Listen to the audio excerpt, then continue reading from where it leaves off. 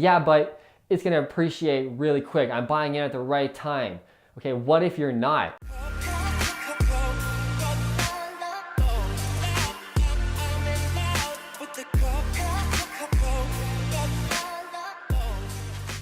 What's up, fruitful investors? Today's video is about why real estate investors fail and the 7 ways to commonly lose money in real estate. Number 1 is because they're not focused and specialized. You hear me talk about this all the time on my channel. If you want to become a successful real estate investor and build a great business, you need to be focused and specialized in a specific area and know that area better than anybody else, even better than the realtors you're working with. You need to know what the properties are selling for that you're commonly investing in, how to renovate them, what they rent for exactly, so you can make quick decisions very easily. Just when a realtor sends you a property, you know exactly how much it's gonna cost you to renovate it, what it's gonna rent for, what it's gonna cash flow typically, before you even run the numbers or even go see the property. This is by far the most important thing to become a successful investor, and most investors aren't doing that. They're just following the lead of their friend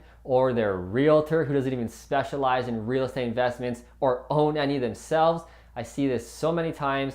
You need to be focused and specialized. When you do that, you will not make mistakes, or very, very rarely make a mistake, because you know that area so well. How is it possible to make a mistake when you know the area so well and you're constantly educating yourself, staying on top of the market? You won't make mistakes. Number 2, they get into bad deals. So again, because they're not specializing, they're buying properties this year that never have bought in, because they're going all around the country or a province or a state, wherever you're from, to find deals. You know, my buddy said it's a good deal in Barrie, Ontario, even though they live in Kitchener. Oh, my friend said there's a great deal in North Bay or Timmins, Ontario, but they know nothing about it, just other than the fact their friend said, or the realtor said, hey man, this cash flow is like $500 a month, you should buy it. And they get into trouble because they don't know the area, they're getting bad tenants, they don't know who's managing it, or staying on top of that property manager is very hard. These are the most common mistakes I see all the time, especially in the bad deal category, because most crappy investors are banking on appreciation. They're buying properties that are maybe negative cash flow today, but they're saying, yeah, but it's gonna appreciate really quick. I'm buying it at the right time. Okay, what if you're not? That's called speculation, hoping things work out, hoping the market goes up. What if it doesn't go up? You need to be buying for cash flow today for that specific reason. That's why each and every single property must cash flow on day 1, unless you're a very savvy investor and you know exactly what you're doing. For instance, if you're buying a multifamily building and maybe it's break even or slightly negative cash flow today, but you know that you can turn that building around very quickly, get the old tenants out, bring some new tenants in, raise the rent, raise the cash flow, and raise the value of the building dramatically. But again, like I said, that's a savvy and advanced real estate investor strategy, better left to professional and veteran investors. Number 3, they don't know how to analyze deals. Hope I spelled that right. So they don't know the area. They're not good at analyzing it. How much renovations does it need? A lot of investors underestimate the renovations. They end up losing money on the deal. What's the area like? Because they're not specialized, they don't know the area. They don't know how to analyze the whole deal and figure out if it will cash flow, which leads to number 4. They don't know how to calculate for cash flow. You see in all my videos, and if you're a client of mine or a partner, you know that when I send you properties, they're with a financial breakdown every single time, so you know exactly how much it's gonna cash flow right away on day 1. But most investors don't know how to calculate for cash flow. If you go to my channel and you watch some of my property of the week videos, I will teach you how to calculate for cash flow properly, because you'll see me break down the properties of the week that I find here in Kitchener-Waterloo, and you'll know exactly how to run the numbers properly so you don't get screwed and don't lose money. Number 5, they're not working with professionals. So the number 5 most common reason real estate investors fail is by not working with the pros. Like I said with the realtors, if you are investing in real estate, you must work with a savvy investment specialized realtor, preferably one who owns real estate investments themselves. For example, I myself own a portfolio currently of over $4 million in buy and hold real estate, and I've done many flips as well. So I know what I'm doing when it comes to real estate investing. That's why my clients and partners trust me. You need to find a realtor that is also doing something like this, that they're investing in real estate themselves.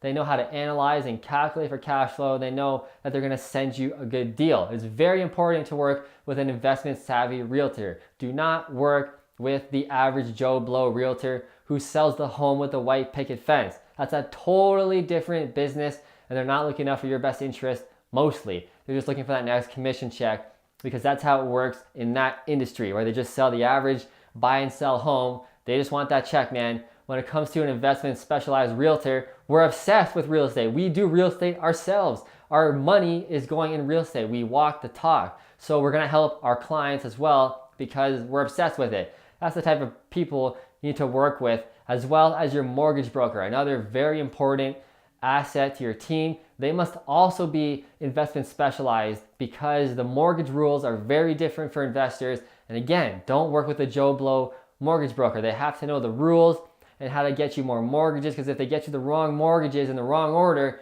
they're really going to limit the amount of growth you can have in your business to start buying more and getting more mortgages. Getting a little advanced here. I've talked about this in other videos, but it's super important that you work with the pros so that you don't get screwed. Number 6, most common reason why investors fail. They let contractors walk all over them. Remember, you're the boss when you're renovating properties. Get some quotes in advance and hold them to it, and preferably don't pay them until after they're done the work, because it can get really messy, and you have to find quality good contractors on your team. Again, when you're working with a specialized realtor, they're probably going to have a team of their own that they can give you. They can give you the contacts. They can set you up with the contractors. Me, myself, I have a whole team, a couple of contractor teams, and I even offer a service where if my clients are out of town, or maybe they just don't want to deal with the renovation process of their properties, I will manage that renovation for them for a separate fee. But I take care of everything, the whole system, the whole renovation. They get my color schemes. They don't have to worry about anything. I take care of all of it, and it's super easy for them. And they know that they're getting qualified contractors who are reliable, and they're not going to screw them, because I've had many bad contractors screw me. Thankfully, we didn't lose any money. We just could have made more money on our deals, but thankfully, like I said, we never lost money, but close on a couple of them. But it's because of bad contractors. And then once I got the system worked out and I got my team worked up, now I have a good solid team. But when I first started out, it was terrible to find good contractors, or just very hard to find trustworthy people. There's something about that trade. Again, if you know my background, I'm a carpenter by trade. So I'm very involved in that space, and it's a very hard industry to find reliable people. I don't know why, but it just is. Number 7, the last reason why most real estate investors fail is that they manage the properties themselves. Now, I always say that it's a good idea to manage your properties when you first start out in real estate, when you have one property, maybe 2, to manage them, especially if they're in your own or the town you live in. It might be a good idea just to learn the system, learn what it's like to deal with tenants. But I'm talking specifically about people who own 3, 4, 5, 6, 7 or more properties, and they're managing it themselves on top of working a job or being a full-time real estate investor. That's a horrible idea. You can easily pass this off to a professional. Again, working with the pros, a good reliable property manager. They can take care of all the shit for you. Your responsibility as a real estate investor is to build your business, get partners, and buy more real estate to make more money. That is your number 1 priority as a real estate investor. So don't waste your time doing these low-level, low-paying things. Focus your time on the big money ticket items, getting more partners, attracting more money, finding great deals. That's all you should be focusing on. You should be hiring out as much as possible. The bookkeeping, property management, and everything. Get it all hired out. Remember, the business must pay for itself. Like I said, the properties must cash flow on day 1, and they also must cash flow enough for you to pay for a property manager and pay for a bookkeeper, an accountant, and all that. The business must run itself while you buy more real estate. That's the video. I hope you learned something. If you did, please click like right below And to find out more about my 12 free video series, to get free access to that, where I show you how to invest in real estate from A to Z and everything in between, you can get the free access to that right below this video. And to find out more about my one-on-one mentorship, my real estate investing apprenticeship program, you can find out more about that by clicking right about here. I will see you in the next video.